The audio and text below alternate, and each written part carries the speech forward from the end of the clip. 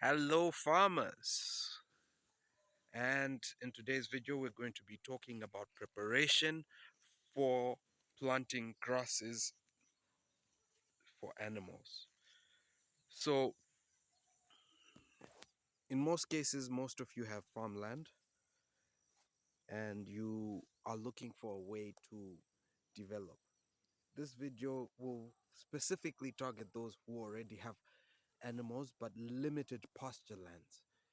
Uh, it can work for you too if you were looking to start. Maybe you want to buy your first 5, 10, 15 goats, cows, sheep, whatever it is, and you are in a rush to start, but you don't have where to start from. So, or you think your land is good enough, which is a big mistake. Your land is never good enough until you put the effort to plant. Now, what we have here, I'll give you an example. Some people already have land like we did. We already had a space, but it's mostly pine. We planted pines, and that pine is grown. So that's most of the land. Then you've got some areas like this, where I'm standing now. Hope you can see properly. Where the land is available, but it's covered with shrubs and other trees and what have you. So initially you'd think, okay, my animals can graze from the shrubs. Goats. For us, our project is goats. Big mistake. No. What you have to do is to put effort. One thing I've learned, and I'm just going to say it here just for the sake of you knowing what I mean, right? God says we have to work the lands. Okay? So no matter how much you just invest in animals and say the land will produce the shrubs the animals need, you're making a big mistake. Sip of water. You're making a big mistake because it's not how it works. You have to put effort in everything. There's an investment and then there's labor. So you have to labor and show the fruit of your hands, right? So the works of your hands. So these are the works of your hands. So what we're planning to do here is we're planning to plant real grasses that the animals can eat. You leave some of the shrubs that you know are beneficial. The You've got your guava trees, guava leaves. They eat that. They eat mango leaves, very beneficial to them. You've got other shrubs that you know are beneficial. So you leave those in place. But you have to plant your bracharia. You have to plant your Kikuyu. You have to plant your.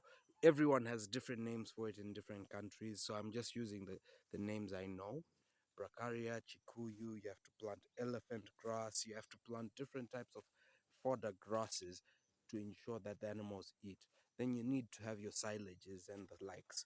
So this is the strategy that we used. What I'm going to be talking about is the strategy we are using in order to ensure that while we are planting, using the limited land for planting, the animals don't go hungry. So the first thing that I did is I invested in a sweet potato garden, half an acre of sweet potato veins. Now that won't take me far because we have quite a few animals to feed. But sweet potato veins are full of nutrition. Uh, they're vit- uh, they're protein positive. So that means you're going to have a lot of protein in their diet. After the sweet potato veins, I also planted some uh, elephant grass, a small section which wouldn't be missed, planted a small section of elephant grass. Then lastly, I planted maize, about an acre of maize, which is not a lot. Okay, it's not a lot, but for the animals I have, it can do. So I planted an acre of maize to make silage. So silage is going to be in a few days' time, processing the silage, cutting it from the garden, harvesting it, cutting it into silage material, and then bagging it. That's going to be done after the new year.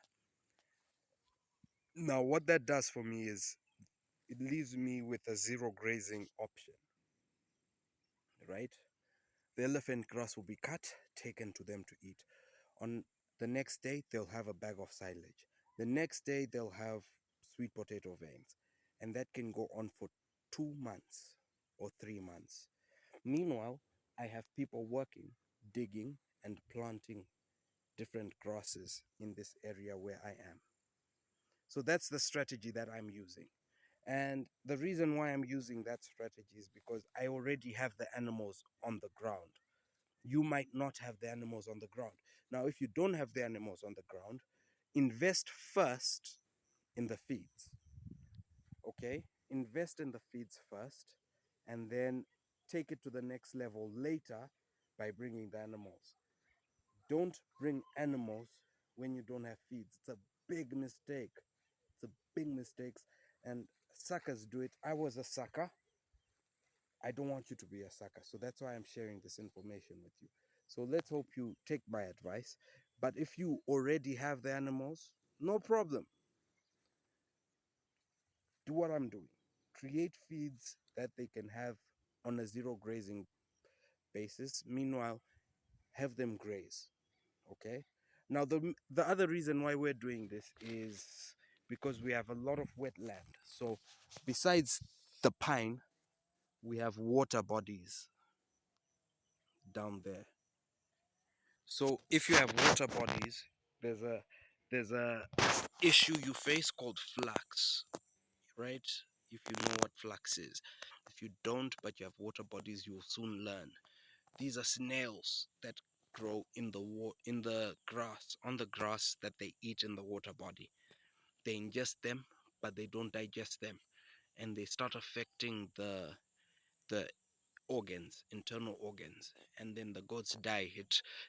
They die as though they have hot water, but it's not hot water, it's flux. So you'll treat for hot water, but it's not that.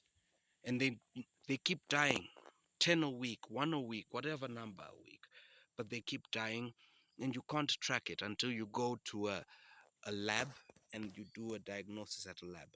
So preferably, to prevent that, plant your grasses on higher lands, away from the water bodies. Cool. Or do zero grazing. Now, if you're doing zero grazing but you're harvesting from the water body, you have to sprinkle. You have to sprinkle some salt to kill the larvae and the snails. Sprinkle salt today, then feed the feeds tomorrow. Okay. So that's just some advice, something I learned, something you I learned, which you can learn minus spending the money I spent going to a lab. So yes, that's it. That's the plan. I hope this helps you. The goal is for us to grow together with practical knowledge. We're starting out, you're starting out. Let's start out together and grow together. Cheers.